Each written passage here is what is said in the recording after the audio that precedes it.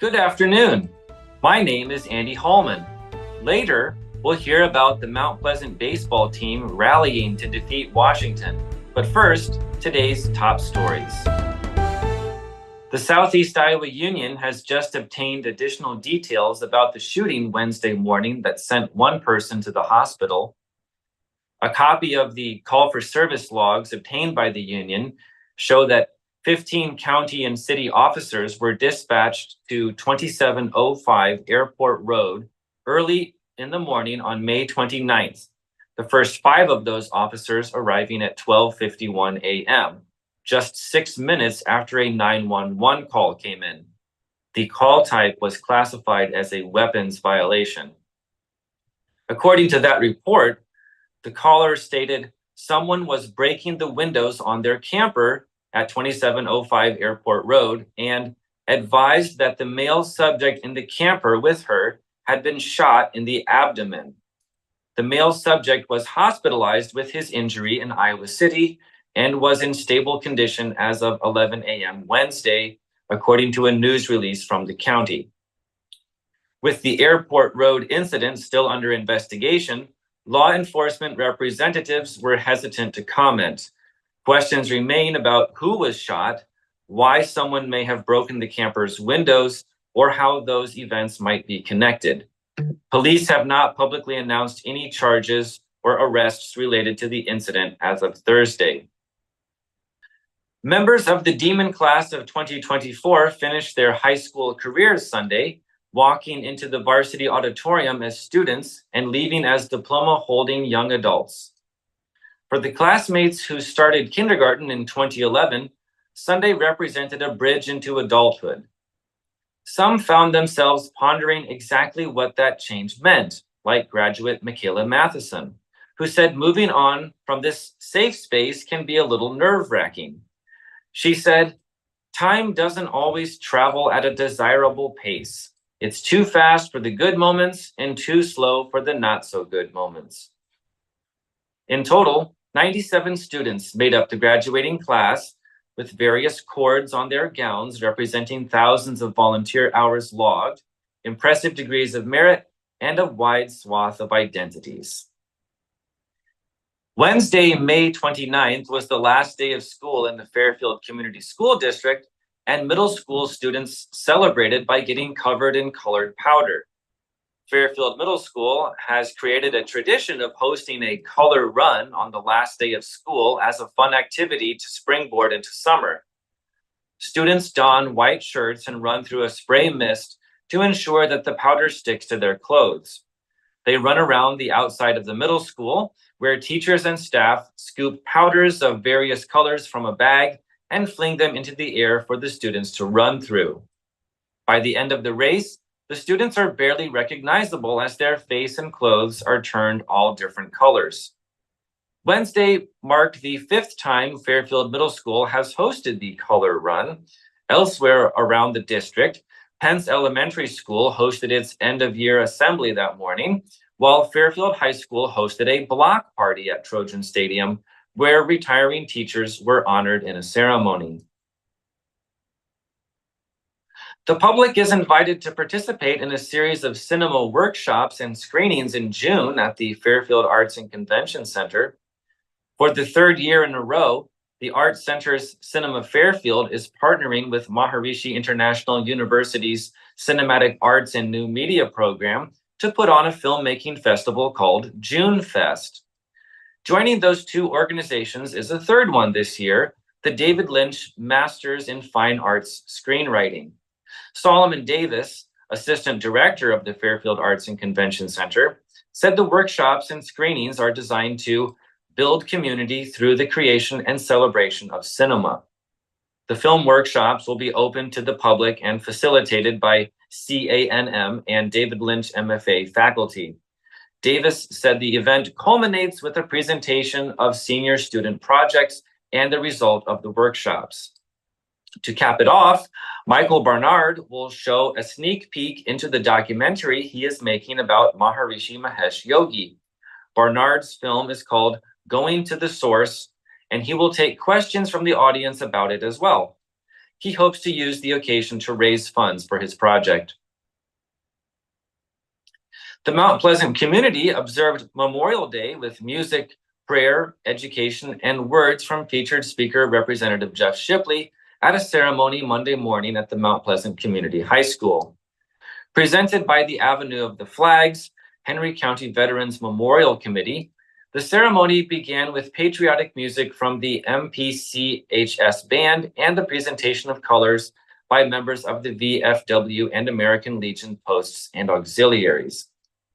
Quoting Lee Greenwood's song, Proud to Be an American, Honor Guard Commander Dean King reminded the gymnasium gathered for the ceremony that Memorial Day is a time to honor those who gave their lives in defense of our country. King also gave a brief history of Memorial Day, reminding the audience that the tradition began long before their lifetime and has grown to honor all those losing their lives in battle. Mount Pleasant Faith Lutheran Church pastor Mike Scudder provided an invocation and benediction for the ceremony by reading Psalm 33 and praying for the men and women who have served and continue to serve in the U.S. military. Under the direction of Brooke Smith, a Mount Pleasant Middle School student who performed the Gettysburg Address in tandem with the Battle Hymn of the Republic before Representative Jeff Shipley shared a Memorial Day address as well. Professionals, volunteers, and enthusiasts involved or interested in historic preservation of Iowa history will gather in Mount Pleasant next weekend for the 2024 Preserve Iowa Summit. The event will include Henry County Heritage Trust holding open houses at 3 historic Mount Pleasant locations and an evening at Old Threshers this weekend. The Iowa Economic Development and State Historic Preservation Office, Mount Pleasant Historic Preservation Commission, and the City of Mount Pleasant are collaborating to present this event June 6th through 8th. The Iowa Economic Development Office calls the premier conference for professionals and volunteers involved in historic preservation in Iowa, which will highlight Mount Pleasant's historic preservation success. According to the Economic Development Office, since Mount Pleasant's settlement by Presley Saunders in 1835, and its first incorporation in 1842, the town became known as the Athens of Iowa, thanks to its many schools, including Iowa Wesleyan and Howe's Academy. Additionally, the office recognizes Mount Pleasant's vibrant downtown square as one that highlights the community's strong preservation ethic with adaptive uses of many historic properties. Those are today's top stories. We'll take a short break, and when we come back, we'll hear about the Mount Pleasant and Washington baseball game. Federation Bank is a locally owned bank providing award-winning customer service. We believe that we are more than just a federation of banks, but a federation of communities, serving Brighton, Richland, Wellman, and Washington, Iowa. Federation Bank's highly skilled staff is here to make sure you are able to accomplish your personal and professional goals, whatever they may be. Federation Bank, your family bank. Hello, everyone. Welcome back to Newsbreak. I am your sports editor, Andy Krutzinger, with your sports report for Tuesday, May 30th of the year 2024. And it's your first all-summer sports report of the year. I personally was at the Mount Pleasant versus Washington doubleheader at Maple Leaf Athletic Complex in Mount Pleasant. And the 4 games were played, 2 baseball, 2 softball. And let me tell you, the biggest game of the 4 was the last one. Got over at about 11:05 p.m. Central Time. Mount Pleasant erases a 7-run lead in the 7th inning to come back, force extra innings against Washington, and win that thing 13-12. That was game 2 of a doubleheader. The Panthers won the first one 4-1, thanks in large part to a big outing by Ben Newton on the mound. Luke Beanblossom pitched pretty well for Washington in that first game as well. And in the second game, it was wild. Washington built up run after run in the first few innings. They even had a bases loaded, no out situation in the 6th inning while they were up 7. And Mount Pleasant was able to come in. Peyton Walker came in and got out of the jam. So Washington didn't score there, looked to be okay until a couple innings later when Mount Pleasant would load the bases on walks and hit by pitches. And slowly but surely, they came back until it was 12-10. And Zach Newton with a game-tying 2-run double with 2 outs. Washington's Caleb Zagłowski got out of the inning, but in the next inning, a bunt off the bat of Payson Coleman turned into a throwing error and a collision at first base. And Cooper Coleman came in for the game-winning run for Mount Pleasant. And as I said, that was a 13-12 win in Game 2. Game 1 went 4-1, a sweep for the Panthers. And just a few steps away on the Maple Leaf Athletic Complex softball diamond, a lot different. This is a Washington sweep. Then number 7, now number 9 in Class 3A. Washington Demons win 13-0, thanks in large part to a huge outing from Bella Salazar, who completely dominant in the circle. Also had a few RBIs. She strikes out 7 over 4 innings in a 13-0 win. And then Colby Griner got the ball in Game 2 and a 13-1 win. And that one, the Demons had scored 8 runs in the first 2 innings. So 26-1, Demons outscored the Panthers in the SEC opener. By the way, Washington softball did play at Knoxville last night, and they pick up a sweep. First game was high scoring. The second one was a low scoring. Another good outing by Colby Griner in Game 2. As all that was going on, Fairfield and Fort Madison were playing. In Fort Madison, Trojan baseball picks up a split. Talon Bates and Dane Burkhart combined to shut the Bloodhounds down in a 4-2 win for the Trojans in Game 1. Talon Bates also had a homer in that one. And then in Game 2, it got a little away from them, and Fort Madison takes it 8-3. Fairfield baseball also played Sheraton last night and lost 8-0 in non-conference play. The softball team for Fairfield had a rough one against what might be a pretty talented Fort Madison team this year. Fairfield softball gets swept by the Bloodhounds. That one's also on the road. Bloodhounds take Game 1 16-2 and Game 2 14-1. By the way, because of the new schedule that was kind of arranged last year. Now tonight, Thursday, all those teams will play each other one more time to the end of the 3-game series. So in Washington tonight, it will be Mount Pleasant baseball and softball playing in Washington, and Fairfield will host Fort Madison in both baseball and softball. We had some small school baseball and softball on Tuesday. Keota gets walked off by Belle Plaine. This is baseball. Start with first. Keota walked off by Belle Plaine. 6-5 in the 8th. They had a 4-0 lead.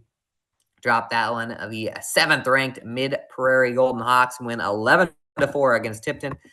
New London loses 7-1 against Mediapolis. Van Buren County falls 5-0 to Notre Dame. Hillcrest Academy 6-2 winners over Lone Tree. Phoenix Anderson with a complete game in that one on the mound, struck out 10 batters. And Highland in a crazy one, 10-9 over Louisa Muscatine. Riker Miller had a homer and 4 RBIs, and Cash Cole had 2 RBIs for the Huskies.